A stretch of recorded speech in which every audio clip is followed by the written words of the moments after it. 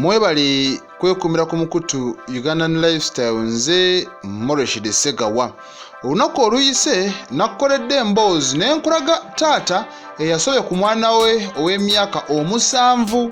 Maama we yanoba n'aleka omwana emabega kati gunano gwe mukisa ono gwe yakozesa amatu omutunuza mu mbuga y'omulabe sitaani.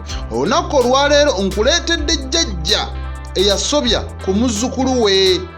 Jajja eyasobya ku muzukuluwe naye tobadde okumusindika mukomera akulungulayo emyaka egitakka wansi wa 8. Omusajja gwenjogerako amanyikiddwa nga Joseph Bakidaawo myaka 72. Myaka 72. Omwana gwe yasobyako wa myaka 4. Wa myaka 4. Bannange ebintu biri mu nsi naye abantu abamu bannange tebasaanidde kubeera mu bantu. Kati Jajja Bakidaawo ono nno nga mutuuze ku kyalo Kabira mu district ey'Erakai. Ono abadde ku alimanda nga yakamalayo emyaka 4. Emyaka 4 bamugamba musooke mumutwale yeebakekeeyo asooke aveeko mu bantu. Kigambibwa nti omusango guno yaguzza mu mwaka ogwa 2022.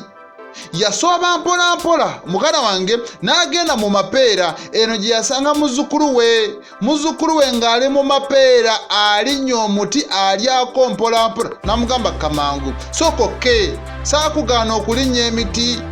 Omwana omuwala alinnya emiti vaayo mangu. Awo nno we yamukangavulira n'amukubakubayo ku miggo. Oluvannyuma bw'atyo n'asobola okuba nga amutuluza mu mbuga y'omulabe sitaani. Simanyi oba n'ekyo yali amuwa kibonerezo eky'okulinnya amapeera.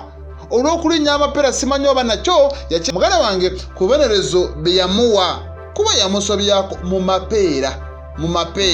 Kati omuzzukulu ono gwe yasobyako bw'atyo yagala maaso n'okuba nga awulira obulumi obw'amaanyi era yatandika omusuubiza okumutta n'amugamba singa mpulira oluvuuvuumo lwonna nempulira nti olina gwe wagambye oba gundi ojja kummendegera ojja kulaba akananvaamu. Yamutiisatiisa okumutta naye nekiyamukola ekyamazima alinga eyamutta mu kiseera ekyo. Mu mbeera nga bwegala maaso n'okubeera nga etambula ono omwana yagamba taata wadde taliiwo, maama yadde taliiwo, naye Jajja kino kyakoze si kyateekeddwa okukola. N'aloopa yaloopa mu balirwana n'abagamba ebitundu by'ekyama binnuma, wano ne wano wannuma nti ate kiki. Munnange Jajja yansanze eri mapeera n'aŋŋamba bwati ne bwati. Oluvannyuma n'akola bwati ne bwati. Wano balirwana baagaana otwalira amateeka mu ngalo ne bagamba bino eno poliisi ejja okubeera nga mattu ebikwasaganya, era bamukwata ne bamutwala ku poliisi y'okwo ku kyalo Kabira ne bawaayo ensonga zaabwe. Oluvannyuma poliisi yamukwata ne bamutwala mu kooti. Kati kooti bwero negenda maaso n'okuba nga mattu emugamba sooka ogendeko ku alimanda. Kati nga naku z'omwezi 7 omukulu ono kiraga yali kooti wansi w'omulamuzi Victoria Nakintu. Bakidaawo yagenda maaso n'okuba nga alemerako n'agamba nze ekituufu kiri nti oyo omwana simusobyangako, nze simusobyangako. Bakidaawo yeegaana n'agamba nze mbabuulira bampaayiriza mpalana za ku kyalo. Nejjukira omwana naye ng'agenda maaso n'okuba nga amulumiriza. Ono agamba nze ng'omusajja omukulu, omusajja ayimiridde, sisobola okubeera nga nsobya ku mwana ow'emyaka 4. Muzzukulu wange ekyo nedda. Sisobola kulinda bulumi kulaba mwana ono bw'aba ayitamu singa mba musobyako. Newemba sitaani aninnye ku mutwe nga yampaga. Buli wendaba obulumi bwa muzzukulu wange mba nja kukomya ekikolwa ekyo. Kati mugamba ti omwana yakeera ali mbulumi nemanga nange nakikola ng'omwana mulumya. Bannange tekisoboka. Nga bamanye munnange ennaku z'omubbi ziba 4 kati oba zino eno ez'abantu abakola ebikolwa nga bino eno ziba mmeka? Nze naawe. Bakiddaawo byonna yabibuulidde kkooti, naye omulamuzi yamugambye weebale nnyo, weebalire ddala, naye sooka ogendeko mukomera. Ddayo. Omulamuzi nakino yamugambye ddayo. Era ono yeesigamye ku bujulizi obwaleeteddwa n'agamba Bakiddaawo emyaka 8 ng'oli mu kabulamuliro, genda mu nkomyo emyaka 8.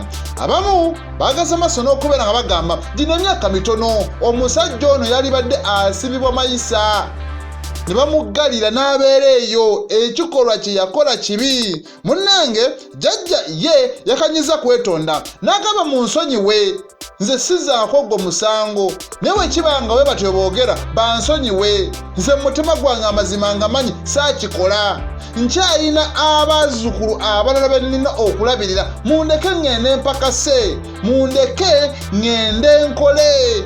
Bazzukulu bange banaalya ki? Banaanywa ki? Abaana baabandeetera.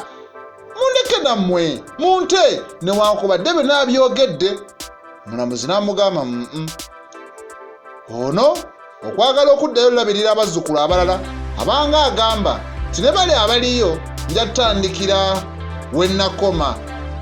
Baamugambye sooka oddeyo, emyaka 8 we ginaggwako, bw'ogatta ku egyo gy'olina muganda wange ojja bba okaddiye. Wadde ne kati omubalira mu bakadde myaka 72, kitegeeza ajja kuvaayo ng'atebera mu gy'obukulu 8, naye nga kibi nnyo, kibi ddala. Omuzzukulu abeera mwana wa mwana wo, yaba omuzzukulu. Kati ebiseera ebisinga muwulira nti taata yasobeza ku muwala we, kati ono ye musajja mukulu. Bwe bagambira nti obukadde magezi, ye yagamba nze temumbalira mu abo, wadde enkaddiye, ate nze obukadde bwange kabumpe ekirala, sijja kyogera nawe kifumiitirize. Mu mbeera endala, mu ggwanga erya Uganda, ssentebe w'ekibiina ekya National Resistance Movement bw'atyo asobodde okubeera nga mwattu alonda amyuka ssaabalamuzi w'eggwanga erya Uganda. Ono gwe balonze ye Moses Kazibwe Kawumi. Agudde mu bitiibwa, era pulezidenti y'omu n'alonda Agnes Alum ng'omuwandiisi wa kkooti enkulu. Kati kiraga nti erinnya lino eno ery'ono omukulu bagenda kubeera nga baliweereza mu palamenti, ate palamenti esobole okuba nga emukubamu ttooki balabe oba asaanidde. Ono yabadde omulamuzi wa kkooti enkulu Mubende. Kati mu mwezi ogw'Omutaano omwaka 2024 era yongera okubeera nga alondebwa okuva ku ky'obulamuzi bwa kkooti enkulu Mubende. Ono ne bamugamba kati beera omulamuzi wa kkooti ejulirwamu, osobola ogiyita Court of Appeal. Tagaana era yakkiriza. Ono ebimukwatako kambikubuulire mu mpolampola. Yazaalibwa ku kyalo Mwera, ekyo nno kiri mu Busiro, disitulikiti y'e Wakiso mu mwaka 1963. Kitegeeza atemera mu gy'obukulu wakati w'63 ne64.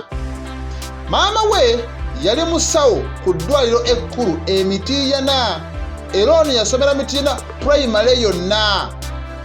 Kati n'asomera Kako Senior Secondary School, oluvannyuma ne yeegatta munnange ku yunivasite enkulu ey'Emakerere. Ono Makerere yasobola okubeera nga alondawo koosi y'amateeka mu mwaka gwa 1984. Yagenda ku LDC wakati wa mwaka 1987 okutuukira dda mu mwaka 1988.